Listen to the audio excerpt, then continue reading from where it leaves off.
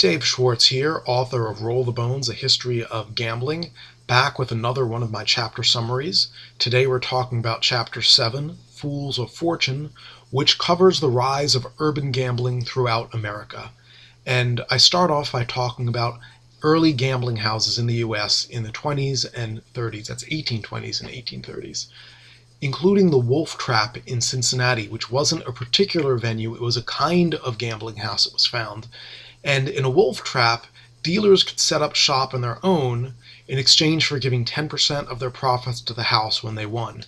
And these games were usually honest, so there wasn't a lot of money to be made, but the dealers liked it and the players liked it. Now, unfortunately, there were also crooked houses around who, because they were crooked, made a lot more money and could afford to pay off the police. So when the police had to raid gambling houses, when there was a public outcry, they would target the wolf traps. So the wolf traps eventually went away. You had second-class houses all around the country, and these were usually skinning houses or bust-out joints or places that cheated people. And for some reason, although they were notorious for cheating players, they still thrived anyway, which is a theme that we've seen earlier in the book. This happens quite a bit. There were also first-class houses which gave customers a little bit of a better chance and were modeled on the clubs of London's West End, so a little bit more elegant and upscale. A lot of these featured faro along with other games. New York City at the time had the most faro houses and generated the most money from faro houses in the country and was really the country's gambling capital.